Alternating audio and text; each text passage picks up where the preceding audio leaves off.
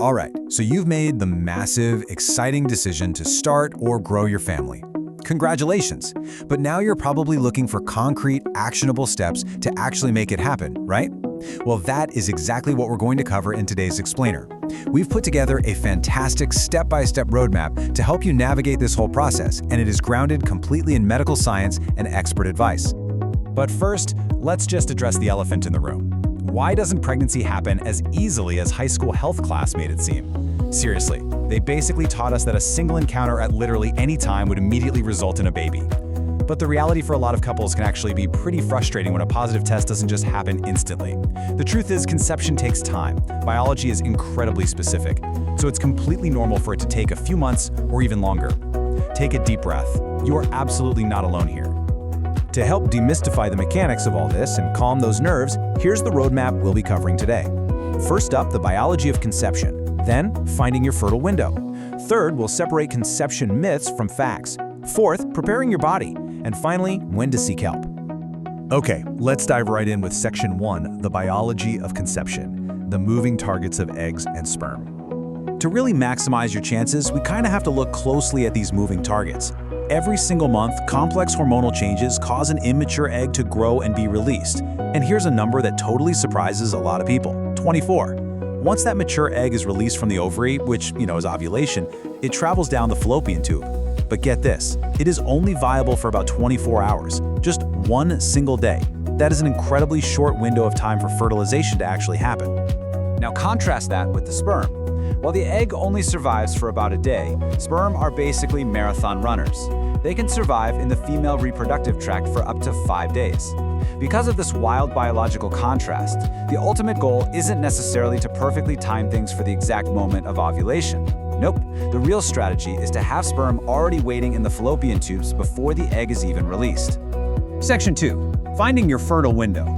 Timing is everything. If you have regular cycles, you typically ovulate about 2 weeks before your next period. That creates a fertile window, stretching from roughly 5 days before you expect to ovulate up to 1 day after. So how do you actually pinpoint that window? Well, here's your tracking toolkit. There are 3 main methods. First up, ovulation predictor kits. These are those over-the-counter strips you pee on, and they detect a surge in luteinizing hormone, or LH, which spikes right before you ovulate. A positive result? That means it's go time for that day and the next. Second, tracking your basal body temperature, or BBT. This means taking your temperature the second you wake up, before even getting out of bed, to catch very slight shifts.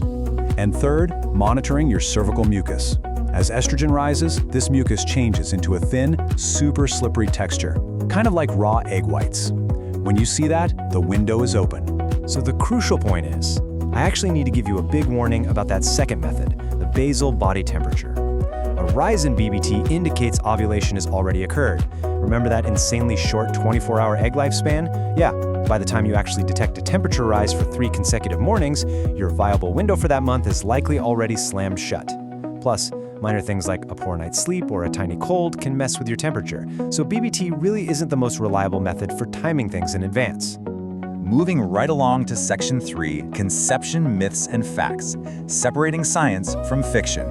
When you're trying to conceive, the internet is literally a minefield of advice that just causes unnecessary stress. You've probably heard that certain positions are better, or that you absolutely need to elevate your hips afterward, or all sorts of claims about female orgasms making conception more likely. Let's just nip that in the bud right now. The fact is, there are absolutely no scientific studies supporting these claims. 0. So you can officially cross all of that off your worry list. And this brilliantly illustrates something you actually do need to pay attention to, which is lubricants. Some everyday lubricants can seriously decrease sperm motility, basically stopping them in their tracks before they reach the egg. Looking at the data, you want to strictly avoid Astroglide, KY jelly, saliva, and olive oil. If you do need a lubricant, stick exclusively to the safe list: pre-seed, mineral oil, or canola oil. Those won't get in the way. Section 4. Preparing your body. The preconception health checklist. Doctors actually highly recommend treating this preconception phase just as seriously as pregnancy itself. You'll want to kick things off with an OB/GYN visit to check on immunizations and genetic screenings. Beyond that, here's your everyday lifestyle checklist to create the absolute best environment for a baby.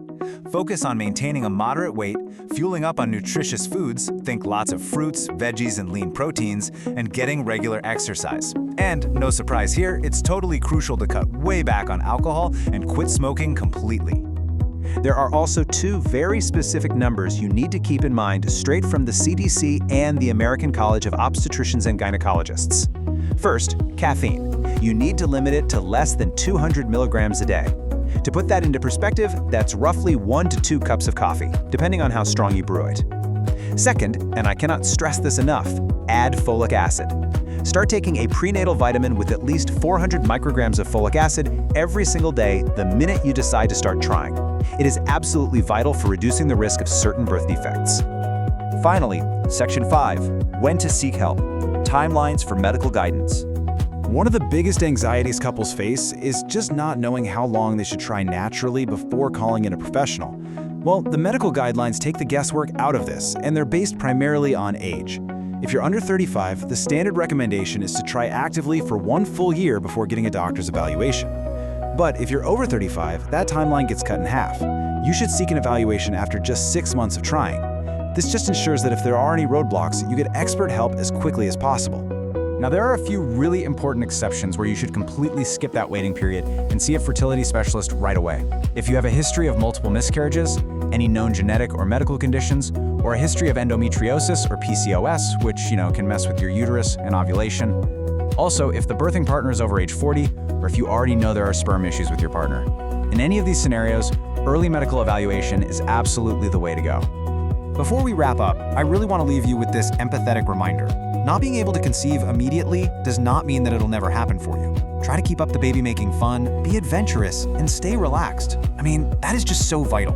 This whole journey can feel super clinical with all the calendars and temperature checks, but maintaining your sanity, your patience, and your connection as a couple, that's just as important as the biology. So, as we bring this explainer to a close, I'm going to leave you with a question to turn all of this knowledge into empowering action. Knowing the precise mechanics of your fertile window, what is one lifestyle change you're going to make today to prepare for your future family? Maybe it's swapping out your lubricant, finally cutting out that afternoon coffee, or just ordering those ovulation kits. Whatever it is, you've got the roadmap now. Thanks so much for hanging out with me today, and I am sending you the absolute best of luck on your journey.